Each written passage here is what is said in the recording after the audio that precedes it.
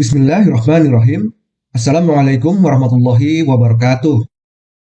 Apa kabar ikhwani fillah rahimakumullah? Semoga sobat dalam keadaan sehat walafiat, berbahagia, dan selalu dalam lindungan Allah Azza wa Jalla. Alhamdulillah, segala puji bagi Allah, karena dengan izinnya lah, saya dapat kembali menemani sobat fillah dalam menyaksikan sekaligus membahas video kisah mualaf yang dipersembahkan oleh channel app Astronaut. Anyway sobat fillah, kita langsung saja menuju videonya. Selamat menyaksikan. My name originally was Julie Carol Saunders, and when I was born in a small village in the middle of Northamptonshire. Had about less than 100 people. My father was the butcher, he was an atheist, and my mother was a housewife, also an atheist. Because of the ill health of my brother, I was sent to live with my grandmother, who was a Baptist Christian.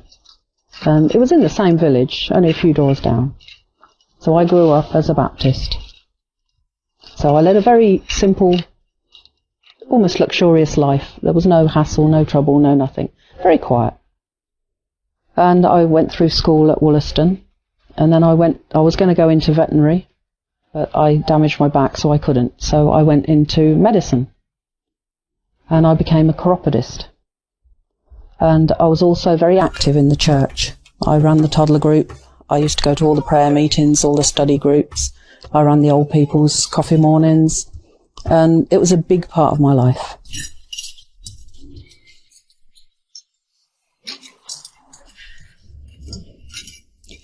And when I started my own business, it was a little bit slow.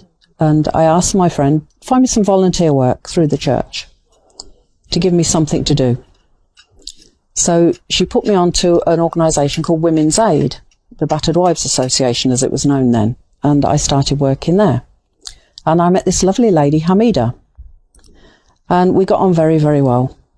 And after quite a few years of knowing her, more than 10 years of working with her, a conversation had happened between a new lady who'd come, and we were all talking about religion. We were talking, one was Catholic, the other was Methodist, and I was Baptist, and we were all discussing religion. And Hamida sat there very quietly. So we asked Hamida, what is your religion? Because she was such a wonderful woman, the most patient, the quietest, nothing upset her, nothing fazed her. Nobody knew what religion she was. And then I asked her, what religion are you? And she said, Muslim. I was horrified. I was absolutely stunned and mortified that this educated woman could follow such a barbaric religion, because that's how it's shown. So I tried very, very hard to turn her to Christian. I was unrelenting. Every time we spoke, I spoke about religion. I was determined, what I thought, to pull this poor woman from a barbaric religion, to give her the freedom of Christianity. She didn't wear hijab. And I struggled and struggled, and in the end I think she got a bit tired of it. So she said to me, okay, if you can find any problem with Islam, any fault, anything incorrect with Islam, not with Muslim people, with Islam, I will become a Christian. So I thought, oh, challenge accepted, this is going to be easy. I said, okay, so how do I find out? She gave me one book called The Bent Rib, about feminism in Islam. I read it, I thought, this is fantastic. This can't be right, because this is not what we're shown. So I thought, she's given me something that's biased to mislead me. So I went to an Islamic shop in London, and the man there was very unfriendly. He had no intention of selling me anything. He was quite abrupt and rude to me about the way I dressed, and wouldn't help me. So I left. And I said to Hamida the story of what had happened, and she said, but that's Muslim people. That's not Islam. She told me another shop to go to in Luton, the Zamzam. And the man in there, although he looked very scary with a big beard and he wore the throbe and he looked as scary as the other guy, he was wonderful. He tolerated my 5 children in the shop, and he helped me. I went past him. I didn't want to ask him after the reaction the other man had given me. So I thought, I'm just going to look round. So I looked and I looked, and I found one book about women in Islam. I think it was called The Purpose of Women in Islam. So I thought, okay, I'll get this one. There must be something in there, from what I've seen of Islam, there must be something useful in there to beat her with. There must be something I can say, look, this is wrong. So I thought, great, I'll get this one. And the gentleman in the shop came over and said, Salam alaikum, sister. I had no idea what he was saying apart from the sister. And then he said, can I help you? And I thought, help you I can get. So I said, yeah, I'm looking for something to learn about Islam. So he said, oh, that's fantastic. And he showed me 2 other books. So I said, okay, I'll get those. One was a book called The Life of the Prophet, or The Story of the Prophet by Martin Lings. And it was written in pure English. It was written by an Englishman. And it was more of a story than a reference book. So it was wonderful. It gave me the right story. And I bought the 3 books. I went to the till. I paid for the 3 books. And my kids started, we want to go for chicken. So we went down the road to the Sam's chicken shop, and the kids sat there with their chicken and chips quite happy. And I thought, I'll have a look at these books while I'm waiting for them to finish. I opened the bag. There were 7 books. I thought, oh my God, he's given me someone else's books, or I've picked them up by mistake, and I was really worried. So I picked the receipt out. No, I'd only bought 3 books. So I said to my son, who was older than, I think he was about 12 or 13, I gave him the books, the 4 books that I hadn't bought, and the receipt, and I said, please take these back to the gentleman and say, I'm really sorry, I must have taken them by mistake. And my son came back with the same 3 books. And he said, no, the man said, this is a gift for you. And I was really surprised. You never get that in an English shop.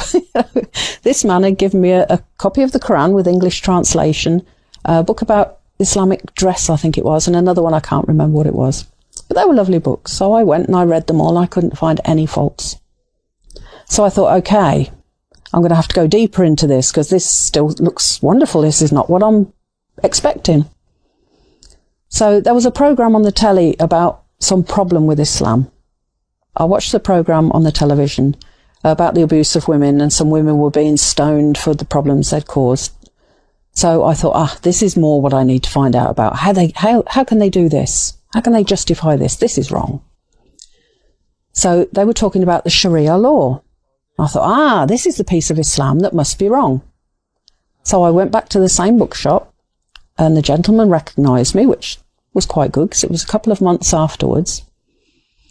And he asked me how I enjoyed the books. I said they were fantastic, but now I want a book about Sharia law. And he looked a bit surprised. He said, that's a bit heavy for someone just learning about Islam. I said, no, I feel I need this book. So he gave me, I bought 1 book on Sharia law. And then with it, he gave me another one, which was something about explaining the law and how it applies. And I read them, and I thought, to be honest, in England 100 years ago, we had a lot worse than this. We had a very lot of unjust rules. I love history, so I'd studied history. And I knew that in England, if you stole something, they wouldn't just cut your hand. Or if you stole food, they wouldn't forgive you. It was very common when the famine was on that men who stole a sheep would be hanged, even if it was to feed their family who were dying. They would hang them, they would kill them. So thinking in comparison, really cutting your hand was not that bad. So I thought, okay, let's find this bit where the women get stoned. And that was for adultery. Well, in England, a few hundred years ago, they would have drowned them. And I studied for almost a year. And every day, Hamida, when I saw her, would say, so how are you doing? Found anything yet? I said, no, but I will. Inshallah, I will. Well, I didn't say inshallah then, but I said, God willing, I will. She said, okay, keep booking. So one day I was getting fed up because she used to laugh and say, found anything yet? So I said, okay, find something wrong with Christianity. She didn't even have to read a book. She came out with so many things that were in the Bible that nobody had ever mentioned to us in study groups.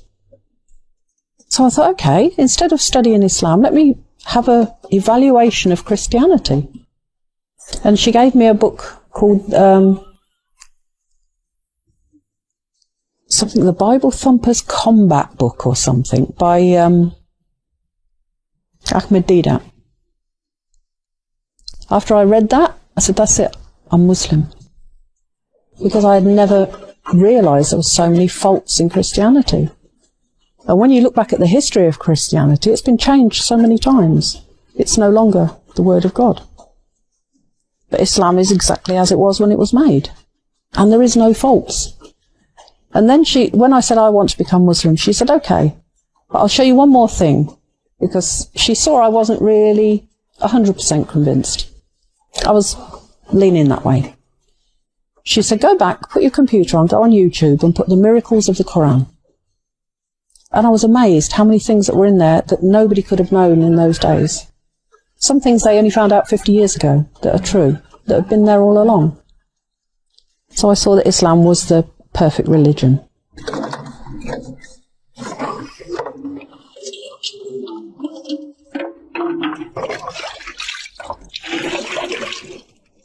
Several years I plodded on reading and learning more, and Hamida was against the hijab.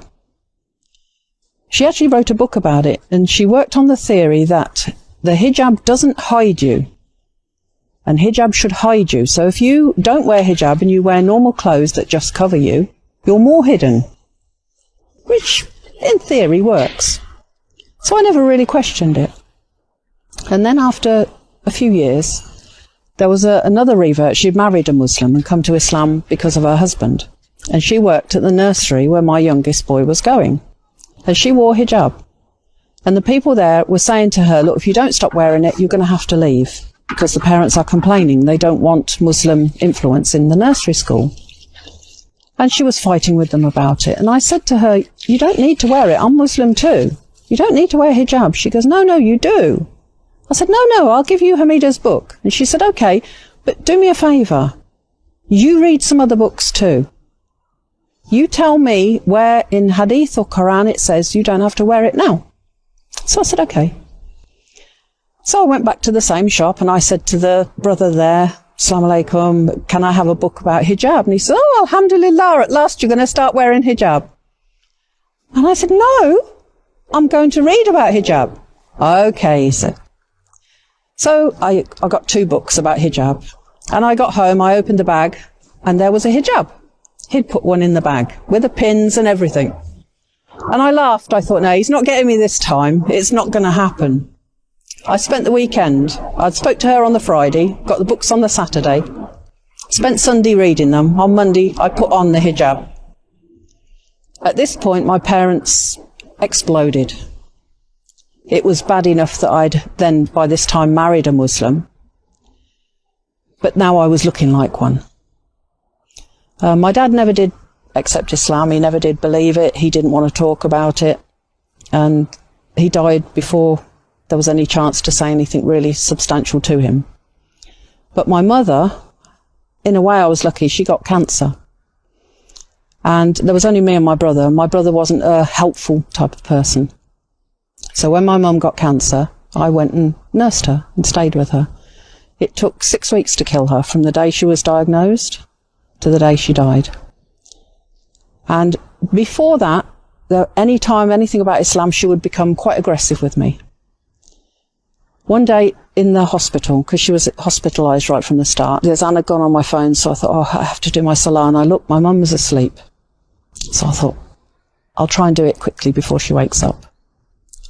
And I just put my mat on the floor and started, and I heard her groaning and moaning, waking up. And I'm thinking, I've never read whether you're allowed to break your salah for your mum or not. So I thought, what do I do? If she calls me, do I stop and do it later? Do I carry on? And I was really worried. But I carried on with my salah, and she was quiet. And when I finished, and I got up, she's wide awake, and she looked at me and she said, did you pray for me? And I was so pleased, because before, if she caught me in her house or in my house when she was there doing salah, oh, you're wasting your time. Why'd you bother put yourself in the dirty floor for? This is not religion. This is just stupidity. But that time, she was happy. And I talked to her a bit about Islam, and she seemed to listen. But then she went into a coma for the last week and couldn't talk. I played Quran to her. I kept telling her, you know, if she wanted to do Shahada, this is how you would do it. She couldn't speak. So I don't know if in her heart she did it or not. I don't know. Inshallah, she did.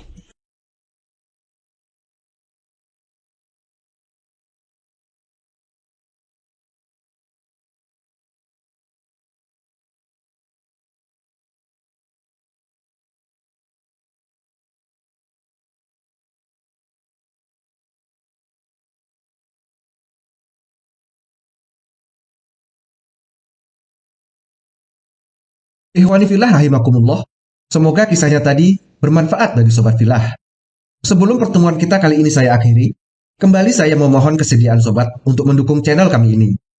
Caranya cukup dengan like video ini, subscribe channel App Astronaut, dan aktifkan notifikasi agar sobat selalu memperoleh informasi ketika video terbaru kami ditayangkan. Dan jangan lupa untuk membagikan video ini melalui berbagai akun media sosial yang sobat miliki. Saya pamit undur diri. Insya Allah kita bertemu kembali pada video berikutnya. Jazakumullah khairan kasiran. Wassalamualaikum warahmatullahi wabarakatuh.